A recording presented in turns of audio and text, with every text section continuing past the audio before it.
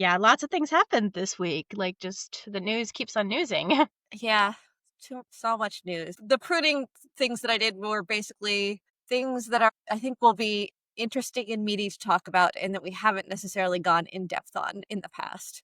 So, like, Mhm. I don't think we need to talk more about Elon Musk's robot army. I don't think we need to talk No. necessarily more about more reports on AI developer productivity right now, although this report was interesting. And I don't really think we need to spend another hour talking about random AI, open AI stuff either, but we'll see.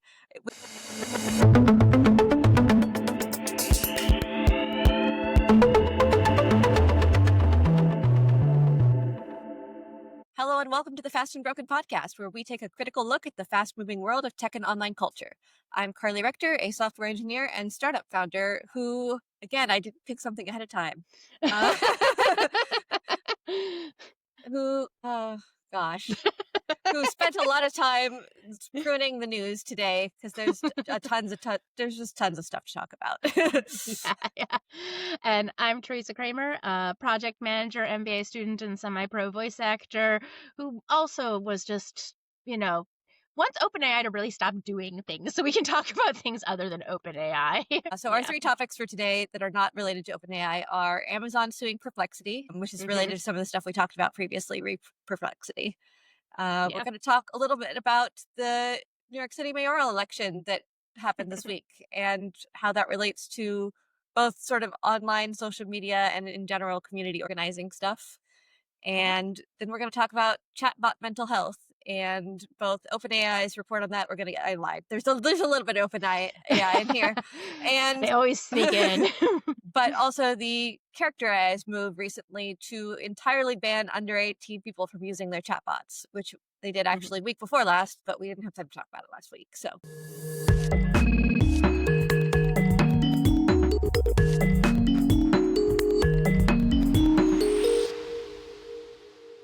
we talked about Perplexity a little bit briefly, Cloudflare, and Mhm. Cloudflare's big report where they're basically like, there's a lot of AI companies that are doing bad behavior crawling websites by not identifying themselves as AI crawling bots and imitating users' browsers, etc. So Mhm. basically, what Amazon is alleging is that they are doing that and accessing the Amazon site and doing things like making purchases on the behalf of customers, which is against their terms of service, and also like potentially encourages fraud and is vulnerable to attack in ways that they would like to not be Yeah. doing, which is related a little bit to what we talked about last time in the sense that we talked about Perplexity's counter argument being here that it's like if a user is coming to Perplexity and saying, please go check this website, is that the user accessing the website via Perplexity, or is it the Perplexity bot accessing the website? Mhm. And so, again, Perplexity has the same argument in response to this lawsuit, which is basically if someone comes to Perplexity and is like, go buy this for me on Amazon, and Perplexity goes to Amazon and does that, then they're justified in identifying themselves as that user, even though they're taking actions that are the user is not necessarily directing directly, Yeah. because it's still acting on behalf of them in some ways. And Amazon is like, no, that is not the case. That's not how that works, basically. Yeah.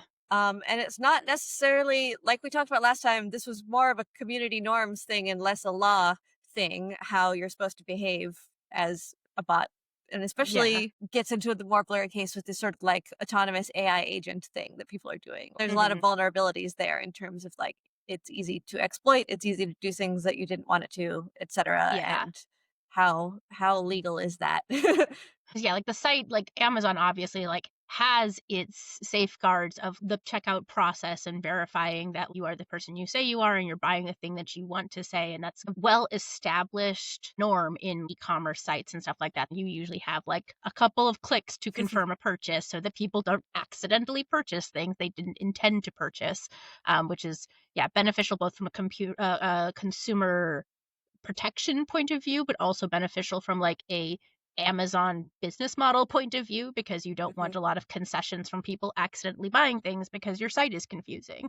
And so it's like, yeah, it's interesting to see like again, AI, which is the thing that we've we've talked about extensively, how it's like it's really not very good on accuracy with a lot of things. Like one of the problems with it in this day and age is that like you have to sort of corral it, you have to like very carefully sort of like point it in the direction where you want it to go. And so, like, yeah, it's like, do I want somebody like having access to my credit card to buy things who will maybe only buy me the right thing like 50% of the time, you know? It's interesting also because it's like it's like transfer of agency and intentionality in a weird way. It's kind of opening up this whole kind of can of worms in terms of like, should they be doing that even? Is this really a good idea? It's also like they're shopping stuff through, like, Alexa and, like, Mhm.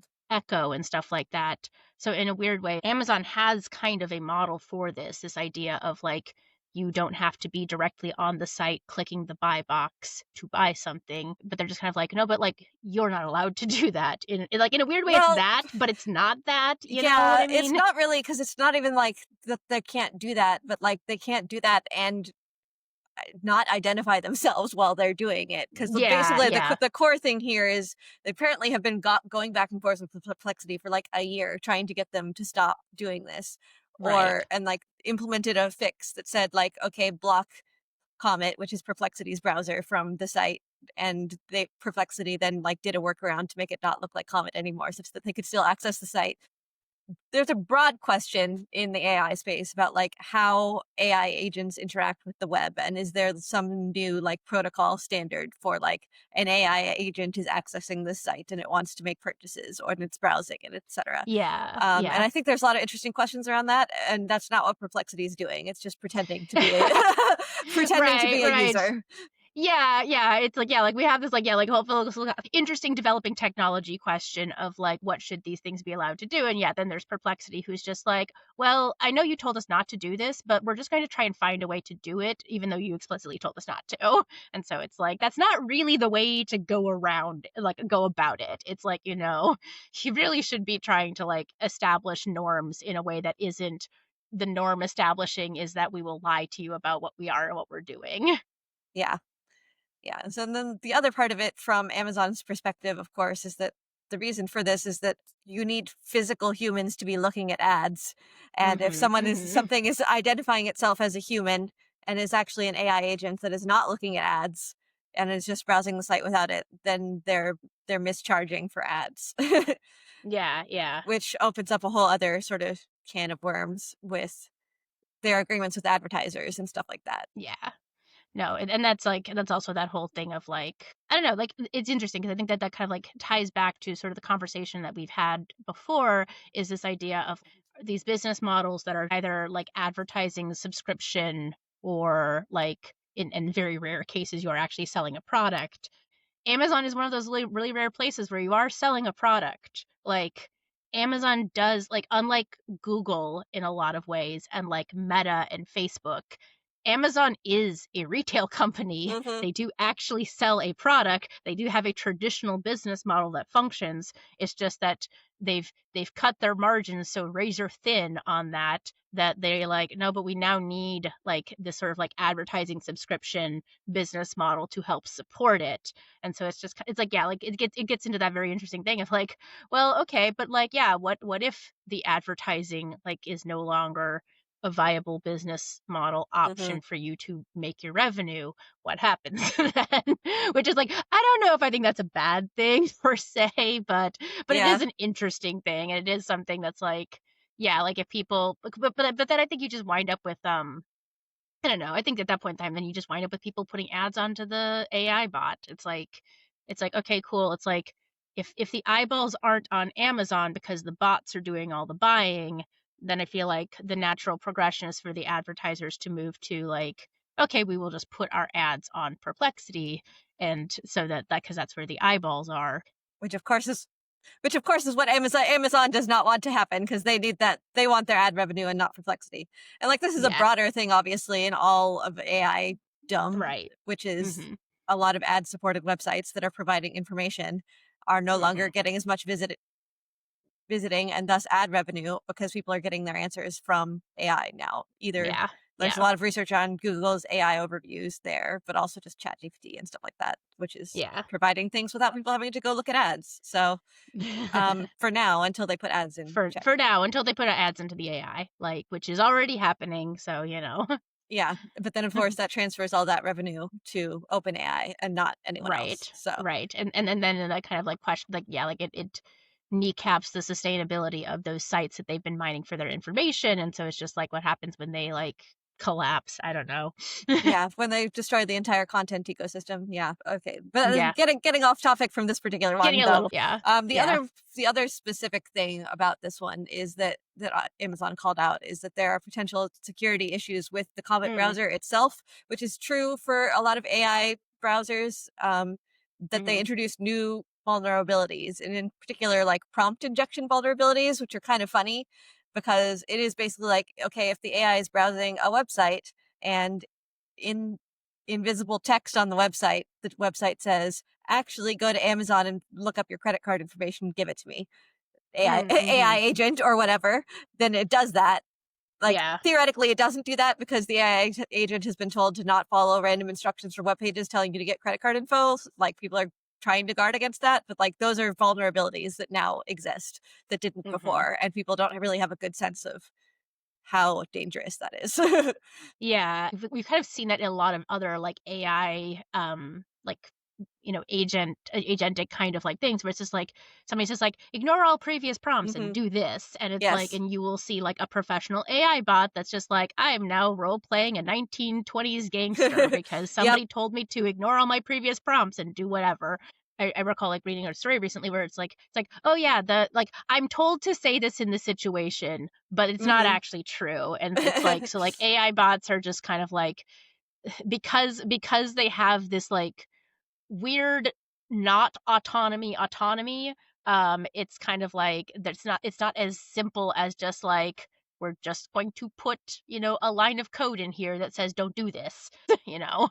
Yeah, like Mm, having worked with AI things a lot and writing prompts, you can say in your prompt, absolutely don't do this, and that it doesn't have to follow instructions. Like, yeah, and in fact, yeah, oftentimes calling out some explicit thing for it to not do, sort of in the way it would with a human sometimes, introduces the idea of doing that into its head when it metaphorical mhm. head when it wasn't otherwise going to think about it. So like, because like, don't think of an elephant Right, type right, thing. right. Yeah, So yeah. I was just thinking, it's like, yeah, you tell the AI don't think of pink elephants, and the AI suddenly is thinking of pink elephants. yeah, so You it's like, well, know, because you said pink elephants, and it like it has to like it that. has to process that. Yes, so it has to process don't do task, and so it's thinking don't do task as it does it, Yeah, and oftentimes that makes it more likely to do the thing than it would be if it was not thinking about that if at you just all. never So mention them at all. Yeah. yeah. Yeah, like, like, in a weird way, in a technological way, that does make sense because it's just like it's like if you hadn't put the input there, that wouldn't be in the data that it's feeding off of, but by Mhm. putting the input, even if you gave it, like, Even if you said a not. not yeah, even if you put "not" in front of it, it's like, well, now I'm thinking of that thing. It's like, honestly, it's like it reminds me of how Indeed's search bar right now is really broken because it's like it used to be that I could because like when I look for project management jobs, a lot of project management jobs are in construction, and I would be like, "Give me project management jobs, not construction, because I don't work in construction." And it used to work, that used to function because that's search string, language. And Yep. now they must have replaced it with something else. I don't know what they did, but now when I go, "Give me project management, not construction," it only gives me construction project management jobs. And I'm just like, what has gone wrong here? It's like, so yeah, but yeah, that does like from just like even like my basic understanding of AI and technology is like that makes sense. Hate that that's how it happens. It seems like that's kind of a broken system if that's how it handles being given a negative direction. But this is the world we live in, I guess. Yeah, there are other ways that people have approached to figure out how to get chatbots to not do things other than explicitly telling them not to in prompts because that doesn't Hmm. work very well, Yeah, including like physically coding into the system to stop that from happening in a real way. yeah. In general, like asking the AI nicely not to do something is not the most reliable way to get anything. Like if you really want it to not give that output, you got to put like a hard stop on the output in code. So, Right, right. Yeah. but sometimes it's hard to identify what those things are, which Hmm. maybe is a good segue to our next topic, Yeah, sure. because that's about chatbot mental health and high risk conversations and some of the efforts that OpenAI has done to Mhm. decrease those.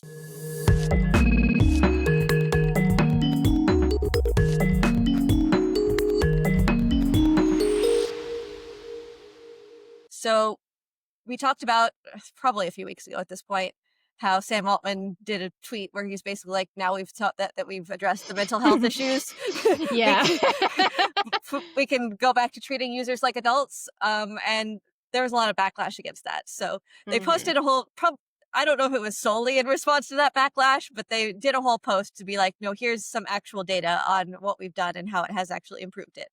So they Mhm. posted a whole bunch of data, like it's fairly extensive research here, Mhm. that talks about like the prevalence of conversations related to mental health issues, self-harm, Mhm. intent, etc., and how they managed to drop that by the changes that they made Mhm. recently to do it. So, for example, um, the expert evaluation, fewer undesirable responses from GPT-5, minus 39% psychosis, mania, or isolated delusions, minus 52% suicide and self-harm, minus 42% emotional reliance. So it's like, and that's, they gave out the two outputs to like a human expert to evaluate and said like, which of these Mhm. is undesirable, or both, like which of these are undesirable responses, because obviously these are kind of subjective in a Yeah. lot of cases. But then based on human evaluation, they did improve it by like 40 to 50% in most of their categories, which is like, that's Mhm. good, but that's Yeah. not solved. Right. And then the other thing that people point out re this research is that they talk about how the numbers overall are really small, and it's something like 0.15% of users active in a current week give indications of being like emotionally reliant on the AI or whatever. And Mhm. then people do the multiplication and be like, okay, but you've got whatever, Yeah. 500 million weekly users. So that means there's like a million people. I would have to look, I should up the actual numbers here, but like Yeah, it's a like that's very still large a number of people. large number of people. Yes. Yeah, it's like when you have like when you're the biggest AI game in town and like so many people are using your thing, being like, "Oh, it's a fractional amount of people." It's like, "Cool." Like AWS is only down for a fractional amount of time in a year, but that still means that we had like an outage for Yes. like an entire I was gonna say day, you know? maybe we want 4 nines non AI, Yeah, yeah, exactly. non harmful AI conversations. Right, Con- right. Yeah, like I I get was in fact thinking of like what is it, the 9 nines of reliability that you get out of S3. yes. It's like you Uh, maybe want something in that area, not in like, 2 nines or whatever. yes. Yes. Context for those who are not familiar with how many nines of availability. That's a way of referring to percentage of availability. So like 2 nines would be 99% availability. 3 nines would be 99.9% availability. So Mhm, in many cases, if you want really highly reliable systems, you talk about 4 nines or five no, nines, which is 99.99, mm, 99.999. mhm, So in this case, if they do have 0.15 undesirable conversations, yeah, that's really only like not even 3 nines of right. healthy conversations with ChatGPT. Yeah, which is really not that reliable in the large scheme of things when it's like they're really relying on a lot of large numbers to hide a lot of the fact that it's like that's a lot of people. That is a lot of people, and really ideally the number of people should be 0. You're going to have like an increased cost of achieving this, but like truly you do want this to be something that is a near 0 like occurrence in your system, because it's basically just like it's only going to kill this many people out of oh so many. And yeah, and like the goal can't be 0, because as they point out Right. repeatedly, like there are people who have mental health crises just like Yeah. independently, Yeah. who might be talking to Chat GPT at the time, and Chat Right, but, GPT like, has nothing to do with it. But I still feel like you need to get it to, like, a nears like, it's yes, like you should be, striving to lower the number pretty aggressively. Like, the thing I was alluding to earlier was, I think this was a college student, was this recent story that kind of came out, um, where it was like he was talking to ChatGPT, and ChatGPT at one time was like, "This is a conversation that's too difficult for me. I'm going to get a real human being who can help you to like continue the conversation so that you know that there are people out there who like who support you." And the guy was like, "Wait, are you really getting a real person?" And ChatGPT's response was like, "No, I'm just told to say that in these situations." Which admittedly, I don't know the timing on that. I'll have to find it again. But honestly, like, if it had in fact connected him with, like, a crisis hotline or, like, a mental health professional, that'd be a great thing to do, but, like, the fact that it was like, it said that and then was like, "No, I don't actually do that. I'm just saying that I do that." And it's like, that's really not acceptable. I Yeah. don't know that they live connect people to human beings, but they do like direct people to real world crisis resources and stuff per Yeah, their latest yeah. updates from like a month ago. Which, like, is good, but yeah, it's like, cool, you're not gonna control it for everybody, but yeah, like, making sure that you have, like, a system in place that it's like, if it seems like somebody needs something that you're like, yeah, like, again, connecting them with the resources. So it's like, that's a step in the right direction, but it's also, I'm just kind of like, yeah, this coming after they were like, "Oh, we fixed it." It's like, clearly Yeah, you didn't, because you are still working on this, and you still have a kind of frighteningly high number of, incidents going on within your user base. So maybe yeah. don't go like like flying the mission accomplished flag when you're not done with it yet. Yeah, and I think illuminating for the reason that Sam Altman was like, "And then we solved it now," I think is some of the comments that were on their sort of like announcement call Q&A that after their corporate restructuring completed, which was not even like related to this, but they had like an open Q&A for Sam Altman to answer questions after that. And a lot of the Mhm. questions were related to basically their guardrails and them being too strict and stuff like that. Like, Mm. Platformer reported on this. Some of the questions were like, "Will you commit to revoking this paternalistic policy for all consenting adult users and stop treating us like children? Will the December update officially clarify OpenAI's position on human AI emotional bonds, or will restrictions continue, implicitly defining such connections as harmful worldwide?" Oh, So jeez. there are a lot of people who think that it's paternalistic for OpenAI to be putting these restrictions in place, and they're getting some backlash for it on that side. Oh S- boy. which I'm sure is why, especially because it was on Twitter, Altman was like, "Great, we did some stuff now, and now we can start relaxing that in the cases where we don't need to have it." So they're sort of stuck between two pressures at this point: the pressure of please be responsible, and the pressure of don't be paternalistic from their users. So Yeah. Well, that's also, like, that's one of those things that I'm like, the customer is not always right, yeah, you know?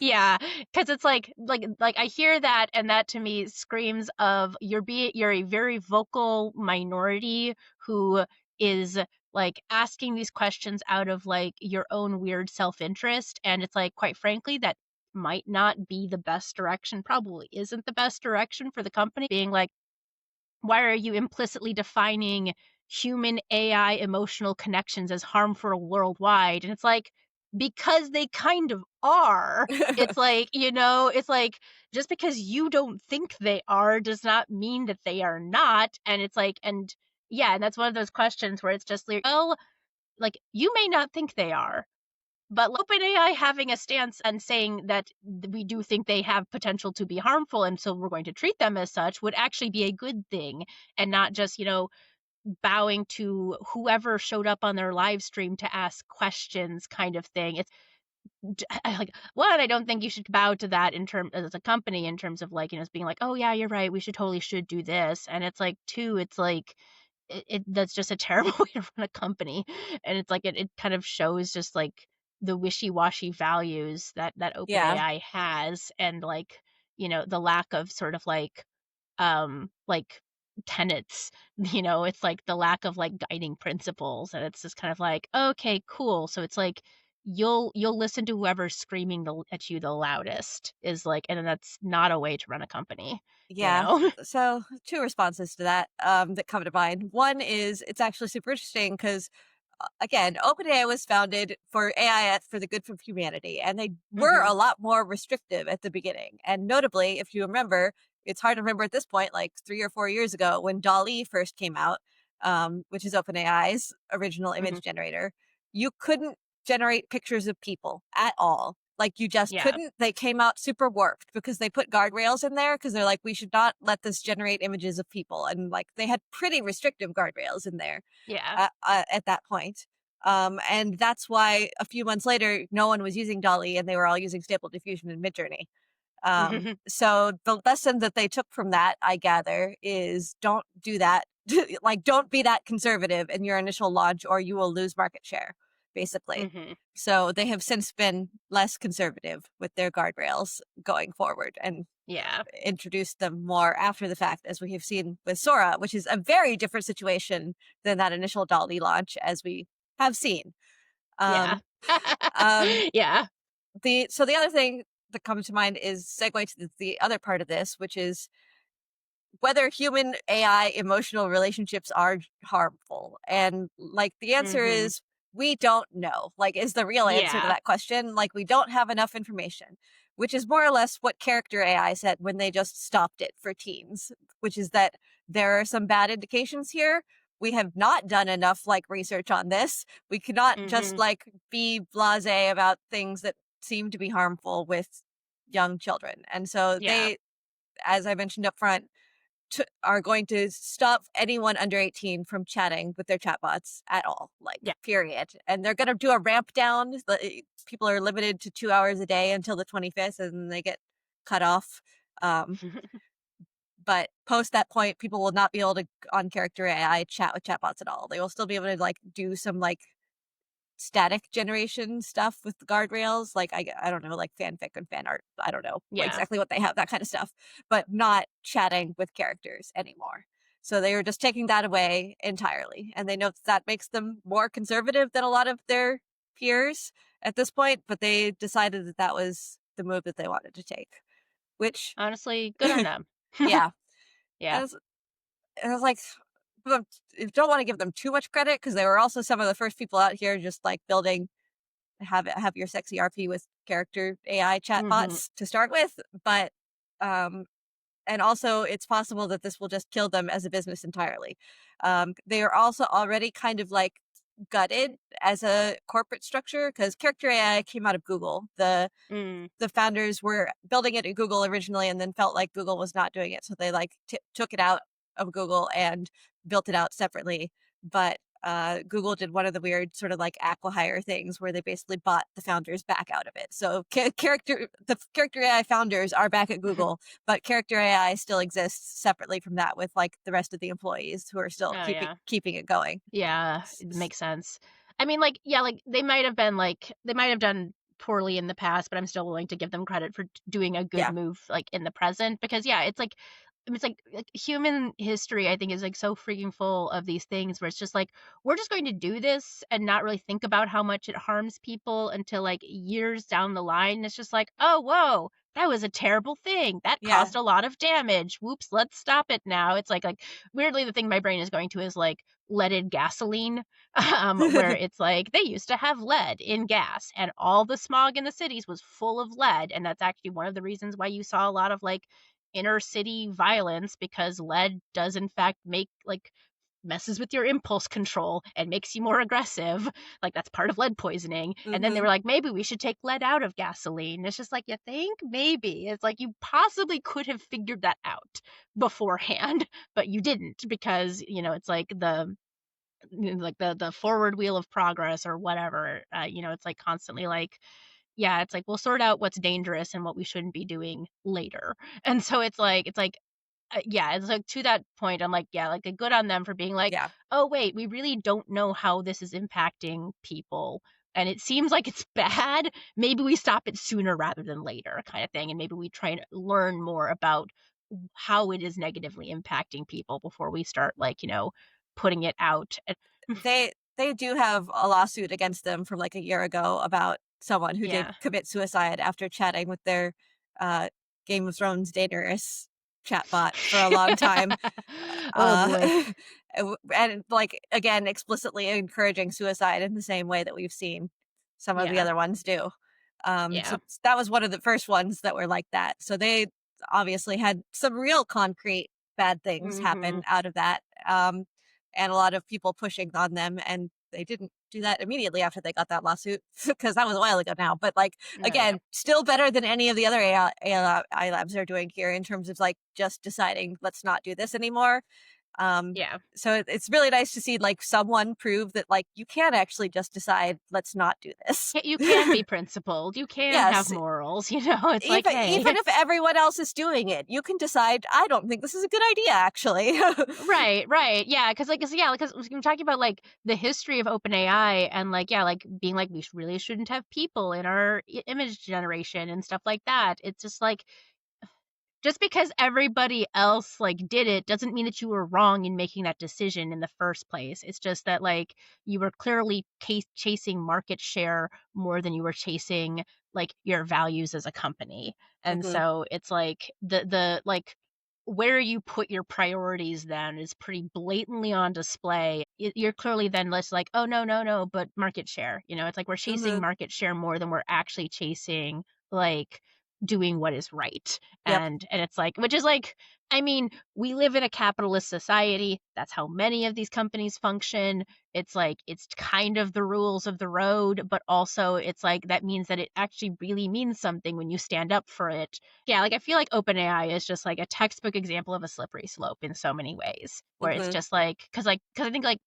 cuz yeah, it's like, you know, we're not going to put people into, like our image generation, and then it's like, "Oh, no, wait, now they're it's all over the place," and it's like, and Sora is even like, one of the draws of it is putting yourself into an AI video, and even in them being like, I've even talked about this on this podcast where it's like, "No, we don't think, like, OpenAI will do, like, um, like, Erotic explicit roleplay chat. erotic Yes. roleplay chat," and it's like, "Nope, there they go. They are just, like, on the slide. They are on the slide, and they are going down," and it's just kind of like, Yes. Well, "Alright, yeah." the erotic roleplay chat one, I know we've talked about this already, and we said we were going to talk about OpenAI, but like that one, it was particularly bad because Sam Altman did say on a podcast like 3 months prior to that, there are some things that we haven't done because they would just be like grabs for user base, such Right. as erotic roleplay. And then like 3 months later on Twitter, he's like, actually, we're going to do erotic roleplay. So, So, yeah, grabbing for the user base then, aren't you, Altman? So it's like, hmm, yeah, like, judging by his actions rather than his words sort of thing. It's like, yeah, you might be saying that you are going to do this thing, but no, it's pretty clear that you are just trying to shore up your market share and become the biggest game in town, regardless of what that means in terms of sacrificing your morals and, like, doing what is right. yeah. Um, Anyways. yes. Since we're here, do we want to do OpenAI speed round? Yeah.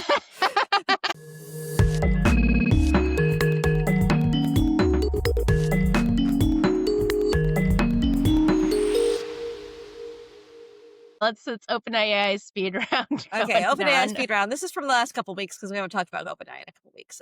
They did, Mhm, as I alluded to, complete their corporate restructuring. I think we only talked about this a little bit before, but OpenAI mhm, was founded as a nonprofit, um, and originally was not going to take investment at all, which is why Elon Musk is suing them because Elon Musk gave OpenAI some money as a donation when they were a nonprofit, under the assumption that they were going to do it as a nonprofit and that they weren't going to just take his money for free, basically, is his lawsuit. Um, but then they decided basically that AI was going to take more money than anyone was going to donate to them for free. So they came mhm, up with this weird corporate structure where they still have the nonprofit, but they had a what they called a capped profit subsidiary. So the for profit sort of like owned and managed a for profit company that yeah, then people could invest in, but that could only get a certain amount of profit. And so like Microsoft invested in the for profit and owned like 49% of it or something like that. And they got like whatever billions and billions of other dollars of investment. But that was all a really weird structure where it's like that meant Microsoft was entitled to like X percent of their profits for 10 years up to a cap. And then it's like stops whenever they hit AGI, whatever that is. And just like a whole bunch of weird rules there. And it yeah, hit a limit of, and then they hit a limit of more money that they could get for people who were willing to invest under those super weird rules. So like SoftBank was not going to give them money until they had like a normal corporate structure. mhm, So they have been working on restructuring to just like be a for-profit company. And they're going to be a B Corp, a public benefit corporation, which is what Anthropic was started as and what a lot of the sort of like more public interest focused companies are. Mhm. But the nonprofit is not going to be in charge anymore. But then there Yeah. was some like pushback from various state attorney generals about like, okay, you can't just like take this away from the nonprofit without any like compensation. So they worked out a Yeah. solution where the nonprofit will own some percentage of the for-profit company, and Microsoft will own another part of it, and basically they renegotiated a bunch of things. The Mhm. actual numbers are, um, Microsoft owns 27% and will continue to get 20% of OpenAI's revenue, and the nonprofit owns 26% of the company, Mhm. and still sort of like has some oversight on that. So, Yeah. and apparently everyone decided that that was fine, so it just went through, which I think was kind of an anticlimax because a lot of people were expecting there to be more like pushback from, um, the state attorney general's offices that expressed Yeah. concerns, but apparently they got to a point that they were like, "Oh, no, that's probably fine." So, they finished that a couple weeks ago, and they are now officially restructured as a for-profit. Mhm. Which is like it was just a weird structure to start with, but it is just very Yeah. emblematic of the transition of OpenAI. Yeah. No, definitely. And again, yeah, I don't know. It's like we talked about kind of public and private companies, I think a couple of episodes back, and it is just one of those things where it's like, okay, cool, yeah, you're a for-profit company. It'll be interesting to see when you actually make a profit. So Yeah. Speaking of which, they did also like there was some talk about okay, now they could IPO, Mhm. and become a public company, and they were like perhaps as soon as 2027, and then Sam Altman was like, no, no, no, I don't know about that. Um, so I don't know if they're actually planning IPO still because Yeah, as I would feel like they would maybe not want to disclose a lot of their financials just because of how bad those financials probably look. yeah, that would be my assumption also, is that they don't wanna IPO until they have some more profits to show. Yeah, yeah, Um, to that point, let's just hit this second one real quick here, which is that yeah. they did another, like, fake money deal with Amazon, $38 billion of AWS of US compute they signed a deal Mm, for. Same sort of thing as all of the other ones that they did with, yeah. like, Oracle and Microsoft and everything. They're just like, we're committing to give you a bunch of money that we don't have." Um, Mhm. so Which, just like like, I mean, like, I used to work in those deals. That actually used to be my bread and butter was AWS deals, and so it's not uncommon for a company to kind of, like, be like, "Hey, we're going to commit to this threshold of AWS usage over a period of time." It's like that's how a lot of those private pricing agreements are structured. yeah. So, yeah. Usually they have the money on hand in some way though, or like Oh, some yeah. reasonable reason to believe that they will have that money. I mean, like, I would assume they're paying their AWS bills, paying it with investor money probably, like, sure. Yeah. Well, I mean, So, like, who because this is knows? over the next however many years. I don't know how Yeah. many years. A while. So it is like Mhm.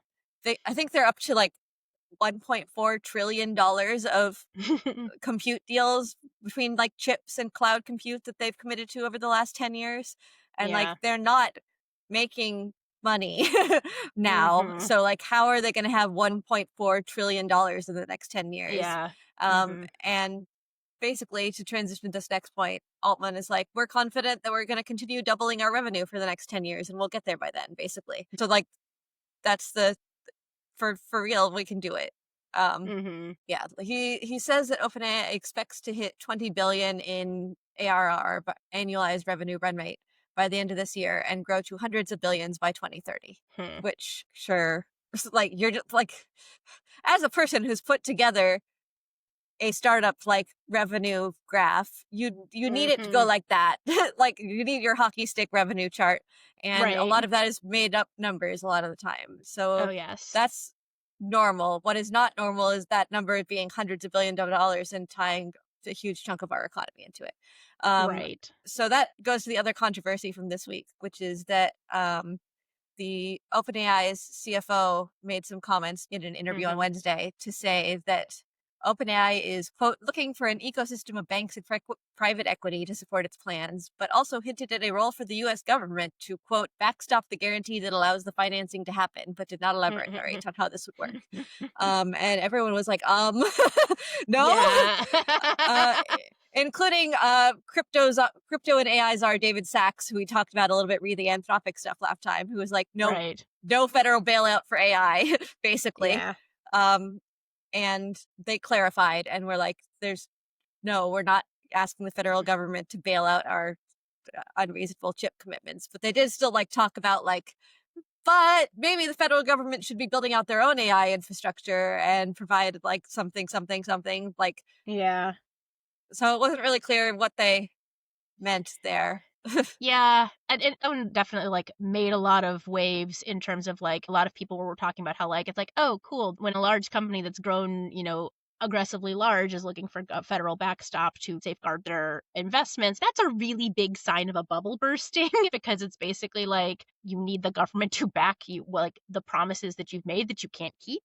Um And so, yeah, so it's like them, like, backing down from it. It's like, I don't know. It's like, on the one hand, it's like, okay, sure, you say this, but also it's like, as we have just discussed, Sam Altman is really good at saying one thing, and then months later, the other thing happens. Like, the thing he said won't happen happens.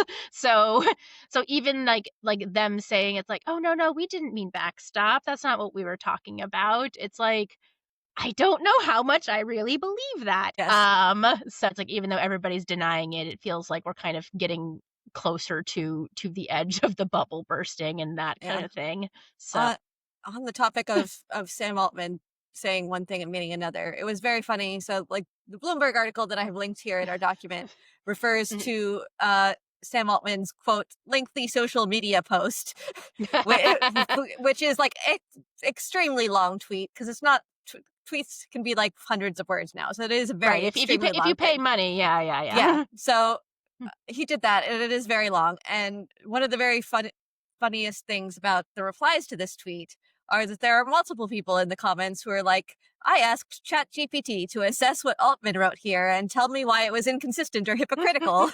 And so we have ChatGPT responses such as, Altman's statement is elegant doublespeak. He preaches market discipline while designing state-anchored documents. Is technocratic corporatism disguised as capitalist virtue, says ChatGPT. Oh boy. Oh um, boy. Hoisted by your own petard. here's another. Truly. Yeah, here's another one. This statement is disingenuous because it presents itself as humble, responsible, and market disciplined, while subtly masking the contradictions between what OpenAI says and what its actions and context reveal. Also from ChatGPT. Which is extremely funny. Yeah. And again, like the thing about ChatGPT is that it's a sycophant, and both of these people were asking leading questions in the sense that they Oh, asked, yes. like, Surely. why is this disingenuous, or like, why is this Yeah, yeah, hypocritical, etc. But they asked ChatGPT to think of the pink elephants, and ChatGPT described a lovely pink elephant, so it's, yeah. yeah, but Um, it also is funny that it's so funny. ChatGPT. It's a joke. It's a joke. Like, it's Yes. such a joke in so many ways. It's just a joke. But yeah, like, case in point is why, like, I don't like. It's like you say you're not doing this. I really don't believe you. Like, and to like a lot of people who, like, are commenting on the economy, it's just like this feels like we are smelling the smoke on the air of, it's like the bubble potentially coming to burst, and it's like what have you. So it's like, okay, sure. Let's wait 6 months and see if you're looking for a government bailout or federal backstops then. So, Yeah. yeah. Mhm. more more seriously, like my actual interpretation of what he is saying here Mhm. is that like CFO said I used the word backstop and that's not what I meant. It sounds like what he's actually talking about here is that he wants another one of these deals but with the federal government, basically. Like the same Mhm. sort of thing that he's doing with Nvidia or Amazon or any of the rest, where it's like a deal where they get chips like at less than cost for like the cost of investing in their company. Like the way that he can spend hype to buy chips, he wants to be able to do that with the government also, basically. Mhm. So if the government funded some federal like chip build outs or like chip grants or whatever, he would want to do some kind of deal where he can get things out of that without having to actually spend money for real. Um, is how I'm interpreting this. Yeah, Which I'm sure sounds very reasonable to him in his head. but no. But no. God. And No, maybe you yeah. shouldn't be doing any of those deals, let alone with the federal government. But Maybe, whatever. yeah, maybe you shouldn't really, but I mean, they are kind of going through problems right now if we want to dive into last topic on OpenAI. Yes, Just copyright. end of OpenAI lightning round, which is more Sora copyright stuff. Mhm. Or not even just Sora. All Yeah. Yeah, this is both Sora and like just OpenAI in general, because what we have here is like, I think there's one other that I might have forgotten to include here, but like the big one from kind of like what we had talked about of them being like, wow, of Sam Altman being like, oh my God, so much stuff is Japanese coming out of OpenAI, is the Japanese Content Overseas Distribution Association, which is abbreviated as CODA, which is basically kind of like an an industry group of people who are like anime, video game, like companies that their entire goal is sort of like furthering like Japanese media abroad, approached OpenAI demanding that they stop using their content to train Sora 2 without permission. And this is like Square Enix, Bandai Namco, FromSoft, and a bunch of different companies that make very popular video games. Notably, not Nintendo. Nintendo is not part of this alliance, but I think that Ghibli is as well. And what we talked about, it's like now they've gotten both the Japanese government sort of reaching out to them being like, don't do this, and also had this affiliation of like numerous very large Japanese entertainment companies being like, also don't do this without mm-hmm. our permission. And so yeah, so it'd be very interesting to see, like, I don't think they've responded to it yet, but yeah, like them starting to get pressure from these companies that have maybe a different perspective on it than them, in terms of like how to use copyright. But then even on the American copyright front, George R. R. Martin is also coming after OpenAI for training like on his um his works, and also outputs that are like people prompting ChatGPT for like sequels to Game of Thrones books, and it's spitting out like George R. R. Martin content. So we are sort of like getting into this point where we're going to start seeing potentially like the litigation of these copyright claims Yeah. for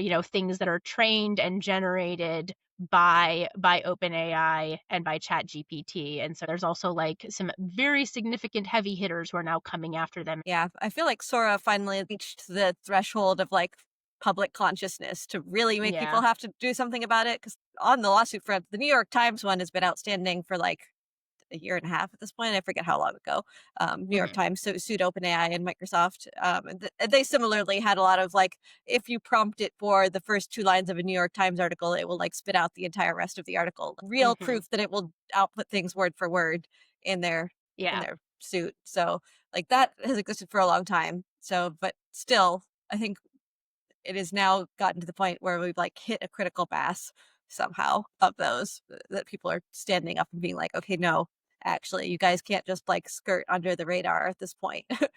Mhm. Because when OpenAI was like a tiny company, tiny startup, it was one thing. When it's making $1.4 trillion deals for most of the GPUs in the world and a Yeah. substantial chunk of the US economy, Mhm. uh, people who are like, this appears to be based on our IP, people are going to be a little bit more upset Yeah. about it. I feel like that's a conclusion of the OpenAI Yes. roundup. Their money problems, their copyright problems, and just all the things going on there.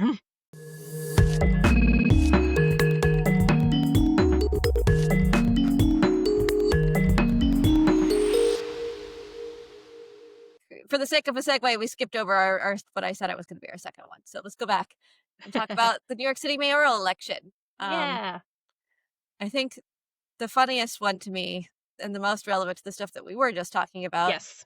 um, is Andrew Cuomo posted a lot of AI slop on social media Yeah. of various topics. And I was going to say various levels of quality, but I think like universally low levels of quality, actually. Yeah. Yeah. The 404 Media article I have linked here is titled Andrew Cuomo uses AI MPreg Schoolhouse Rock bill to attack Mamdani is out of ideas, which is a great headline. What a great headline. Yes. It's unclear if Bill from Schoolhouse Rock here is MPreg because the bill has lipstick, whatever that Yeah. means. So it's like, how did this happen? The bill has lipstick, but the thing is, like, the bill also has like a very like a noticeable like belly Yes. bulge. I It's mean, just it's kind of definitely like it seems pregnant for sure. The question is yeah, it yeah, mpreg or is it just a female yeah, build now? yeah, yeah. It's no, yeah, it's so weird, and, like, it's interesting because it's, like, this is also, like, coming weirdly on the heels of, like, how much, like, the current, presidential administration has been using AI slop in their Yeah. videos and things like that. It's, like, it just it feels so weird that there is, like, this certain class of politician that seems to be like, I'm going to AI slop my attack messages against my opponents, and that Mhm. will be brilliant. It's like they're like, ah, yes, this will certainly show them, and like that's going to be like that's going to win me an election. It's Yeah. like because it's like that's what you're trying to do. That's objectively like what you're probably trying to achieve with this, and it's like. What makes you think that's effective, my dude, my man? Like, heck? And yeah, like, and especially in contrast to kind of like, yeah, like the part of this that like I really wanted to talk about, which is like, and this is like, I like I'm gonna segue just a moment here to be like, I love the fact that this story came out of Teen Vogue because I always like whenever I remember how good reporting Teen Vogue does, it always like makes me smile a little bit. Yes. It's like truly, truly like a source of truth and justice in our modern era is Teen Vogue. Mhm. But yeah, but like they put out an article about how Mamdani ran his campaign and how it was like very much in terms of community grassroots movements and how it was really all about like like going out and meeting New Yorkers where they were and knocking on doors and having scavenger hunts and soccer tournaments and essentially like creating like one of the things they actually call it in the article is like this is like creating third spaces in Mhm. like this kind of digital age where it's like we don't actually have a lot of like real life third spaces. And like for those who are unfamiliar with the concept of a third space, you have work, you have home, but then like there needs to be in a community these like third spaces, which is like where you go to interact with people outside the context of work and home. And it's like where you go to like just hang out. Mhm. And one of the things I think that's like particularly relevant about Amdani's approach in this like whole thing is like it reminds me of an Adam Conover video from a year ago that I linked in here about how like Democrats used to be a very community building focused like party. Like they used to have like spaghetti dinners and it's like a lot of these like very community focused events and that's how you met other Democrats in your area and that's how you were involved in the political process. And so it's like Mamdani seems to be like rebuilding that in how he was running his race, which is like really cool and really Mhm. awesome, but also just like in contrast to AI slop mpreg schoolhouse rock, I feel like it's just such a very interesting dichotomy where it's like one candidate and the candidate who won was like, I'm going to go talk to people, meet people where they're at. I'm going to give people places where they can, like interact with other people and get to know their neighbors and their Mhm. community. And the other candidate is just like, I couldn't be asked to pay a person to draw a thing for me. I'm going to use AI slop. And it's just like, ah, this is just like a very telling sort of like dichotomy of our culture right now, I feel. Yeah, and it's like even online, I feel like there's a lot of people who've talked a lot about Mom Dami's like social media strategy also, but it's like his social media strategy is like using social media like a real person mostly it Right, seems right. like a person who's popular on social media I guess, and it's just like like doing real things and posting about it and having opinions and things like that, like Yeah. just like existing on social media. Um, and which I do think actually like in a way connects more to the sort of in-person community building than it does with like what Cuomo's Yeah. doing on social media, which is like Cuomo did start doing more stuff on social media after seeing what Mamdani was having success with on social media. But it's just that some of the things that he was doing was posting AI slop and stuff like that. Or Yeah. driving around in a white Ford Bronco and then having to do a whole TikTok to explain how it was not OJ's Ford Bronco. It was a different model of Ford Bronco. And It's real, one of those real, things where it's like when you have to explain it, you're already lost, yes. kind of situations. It's like Ugh. I'm like I do you know how to be a human being? Like that kind of stuff where it's like Yeah, yeah. Which, like, honestly, like, in answer to that question, I feel like for some of these people, the answer has become no, they really Yeah. don't, because, yeah, like, it's again, something we've talked about on this podcast, how, like, executives and people at the very high levels of, like, society, like billionaires and people like that, like, are truly living a very different life than most other people, and Mhm. it's just like you can't relate. Like, they are incapable of relating to, like, anybody else's struggles or anybody else's experiences because they are just so detached from it. I feel like that is kind of like the pinpoint of the dichotomy here, where it's Yeah. just like it's like utterly detached billionaire versus actual human being, you know? And it's Yes. like, how do they behave? We were watching late night show clips last night, and I forget which one was on it, but it had a bunch of clips of Trump talking about how everyone has this new word called affordability that they're talking about now. And then New all word, yeah. yeah, new word. And then pointing out that a while ago he also talked about groceries like that was a new word, saying things like there's this Wow. word groceries that they use when talking about like going to the store and buying food and stuff. And like literally talking like he had never bought groceries before in his life and was unfamiliar with the concept. And it's I mean, like, I would believe he's yes. never bought groceries in his life. I would actually believe that. But I also believe he has dementia, so it's like Yeah. that might be part of this. But yeah, like but that does feel very emblematic of this Mhm. like, ah yeah, you don't know what it's like to go to the store and buy groceries. You don't know what it's like to have to worry about how affordable your home is. It's like, I see. These are concepts that are so foreign to you that you seem incapable of sympathizing with people who are having these actual real struggles. And meanwhile, we have Mamdani, who's, um, like from Uganda, came to America, like not even born here. And it was just like, I deeply understand these. And it's like, yeah, like it's been so interesting to watch like his rise because yeah, he was, Mhm. like out on the street talking to real people and doing a lot of grassroots and canvassing and yeah, like creating spaces for people to interact with other people and create and forging a sense of community. And look where that Yes. gets you, you know? It's actually Yes. really kind of heartening. He was absolutely unknown and polling at 1% a year ago, Yeah, and he yeah. just, like, literally went out on the street and talked to people a whole lot and Yeah. won over 50% of the vote in the latest election. So, like Yeah, yeah, with, like, a massive turnout. It was I think Yep. what they said is, like, it's, like, the largest New York City turnout since, like, the '60s or '70s or something like that.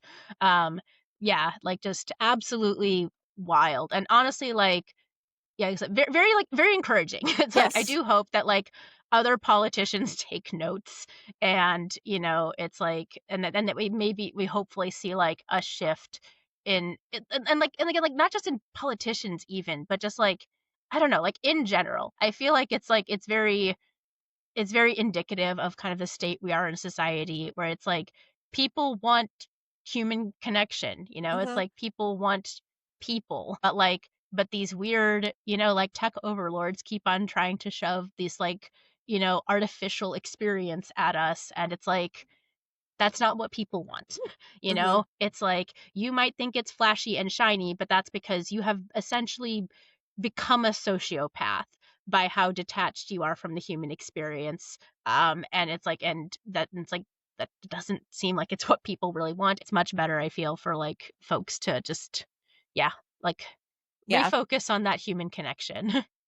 Yeah, it's very much just like looking at the different arguments for and against Mamdani. hmm It feels very much like looking at people who don't understand what most humans have to go through things. Cause like Yeah, Mamdani being like, buses will be free and there will be childcare and et cetera. And it's like, do you know how dramatically that would change people's right. lives? Like Yeah, just those two things, even just pick those ones.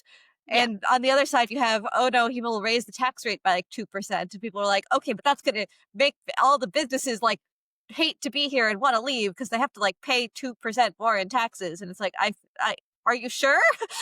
yeah, Like, yeah. I feel like the harm that that 2% is going to do for you is substantially less than the help that free childcare and free buses would Right. do for like a massive amount of people. Right, So, exactly, exactly. It's like yeah, it's like I feel like free childcare, free buses, way more stimulating to the economy than a lot of what these corporations are doing in many, many ways. And yeah, it's like, yeah, the attacks on him are just like so freaking weird. Cause I remember like I was looking at like, I think it was a summary of like a couple of different headlines, but one of them was just like, oh my God, he cites his college university as being heavily influential in the way that he thinks. And I'm just like, you're saying that like it's a bad thing, Yes. like that's not just kind of like a normal thing, that it's like, yes, the place I went to college has an impact on how I think and how I approach the world Well, today. And it's you like, see, all the liberal institutions are indoctrinating our youth to believe in yeah, oh, these I know.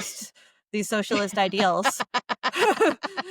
Yeah, yeah, it's ridiculous. Like, one of the other ones I saw that was really, like, struck me as truly ridiculous, so it's like, he filled out his college application as, like, both Asian and African American. I'm just like, yeah, because he's born to Indian parents and he grew up in Uganda. Like, wow.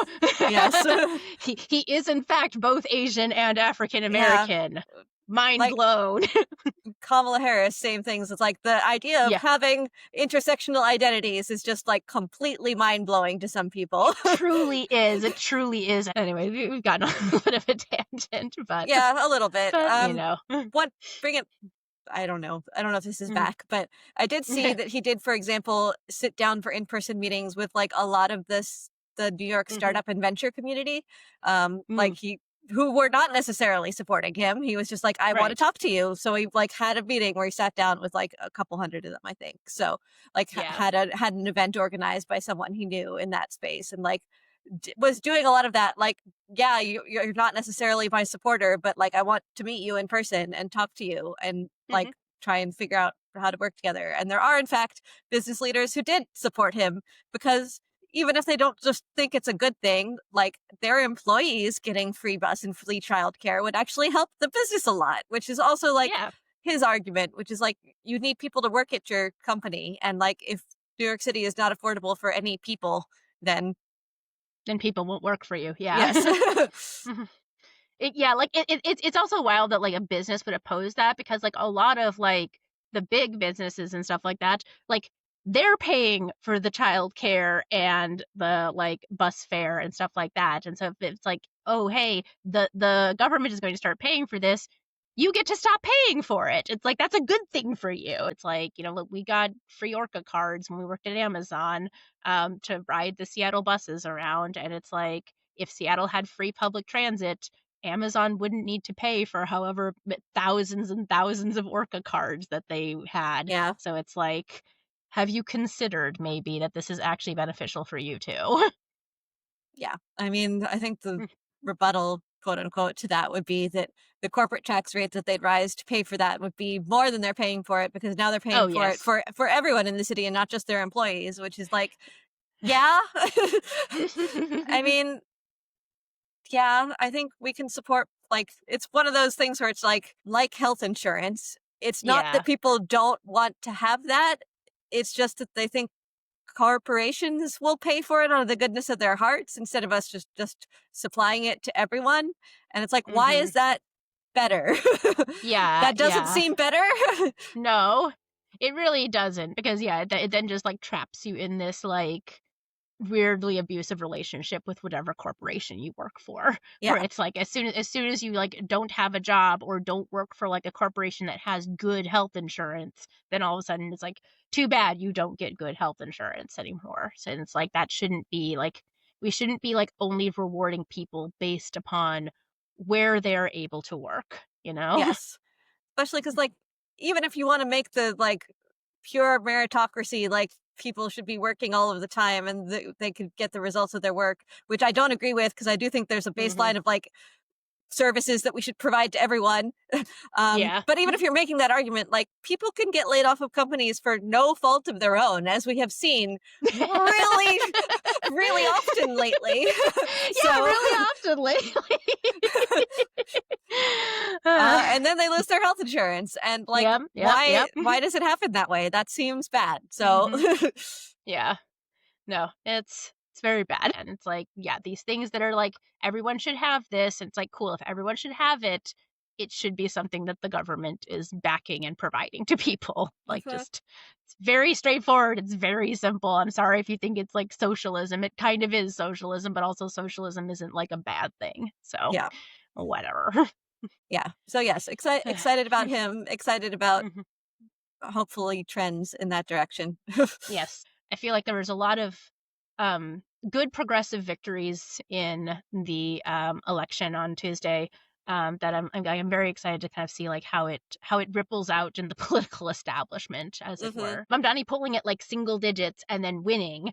It's like it shows you what's possible, and Yeah. it's like and so it's like, yeah, now people can kind of take that like playbook, take that like approach to like, politics, because also it's like it wasn't a small town, it's freaking New York City. Yes.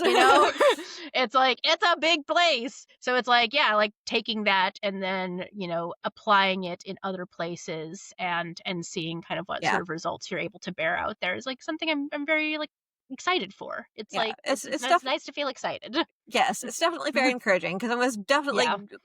easy to get a sense of like despondent hopelessness of like nothing can be fixed ever. It's just going to be like Yeah. this forever. And it's like, Yeah. no, actually, like again, in the course of the year, he went from like an unknown assemblyman to mayor-elect of New York City because Yeah. he like had a message that people resonated with and he went out and talked to people. So Right. Yeah. like Yeah. Yeah, it feels very like Obama era again in a yeah, way, so which is really nice. yes. So Mhm. hopefully we can have more of that. I Yeah. did see Trump was upset about it. He tends to just ignore stuff a lot of the time, but he did at least acknowledge that this election was bad for Republicans. I mean, yeah, it was. It was, but he's also asserting that like his approval numbers are the best they have ever been of all time, and that had Oh, nothing to do with no. it. So like, No. Yeah. which is not true. They're the worst they've been of all time. But he's Mhm. just whatever. Did you see Yeah. he held a Great Gatsby party? I Like, saw that. Yeah, his Halloween party was like Great Gatsby themed. The Great Gatsby is about like disillusionment with the American dream and like all these other things. It's like, yeah, like they like just overly simplified the core message of the Great Gatsby, and it's like I feel like I should be like insulted on behalf of Fitzgerald or something. yes, I also saw again in some Mhm. late night clip that they had a, a sign at the party that said like a little bit of partying never killed no one or something like that, and be like, Oh yeah. notably in the Great Gatsby. Notably, yes, notably there is death in The Great Gatsby. Notably, a little bit of partying actually kills several people. Like, that's kind of the point of the book. As a Minnesotan, I am offended on behalf of F. Scott Fitzgerald. So, Yeah, he's not the uh, only one who's misinterpreted the Great Gatsby. The one of the no. club. The Seattle club that I was a part of held a Great Gatsby party also. They just like no one has read the Mm. book. They just want to do a like 20s glam Yeah, party. yeah. Which is like, you can do a 20s party. You don't have to call it a Great Gatsby party for it to be a 20s party. uh, Anyway, now we're very anyway, off yes. topic. I feel like we kind of covered that was our last topic, I want to say. So I feel like we Yep. kind of covered what we wanted to cover. We can end on the note of, the roaring 20s. Yes. Roaring 2020s now. The roaring, So, yes, indeed. yeah. It- I wonder what the great American novel about the 2020s will look like. I mean, maybe it's not a novel because literacy is dead, and actually, like, Yeah. it's 37 TikTok It's one of those TikTok weird. Oh shorts. no! It's Yes. one of those weird TikTok drama series Yeah, that I keep on seeing exactly. advertisements for. That I'm just like, what the fuck is this? Apparently, they're quite popular, and like, Apparently, yeah. I'm just like, I can't. I'm too old for this. Uh,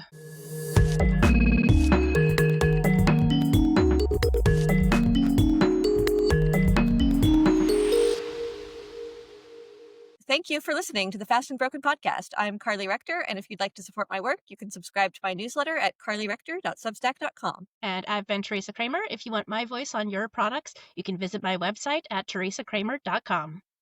And if you enjoyed this podcast, leave us a like or a review. It lets us know people are listening and helps more people find the podcast. See you next week. Bye.